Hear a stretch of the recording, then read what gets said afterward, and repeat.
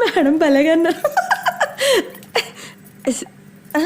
Sir అన్న అవుతున్నావంటే పొట్టంటే నేనా మళ్ళీ నేనా ఏంటిది ఇదేనా కడగడం?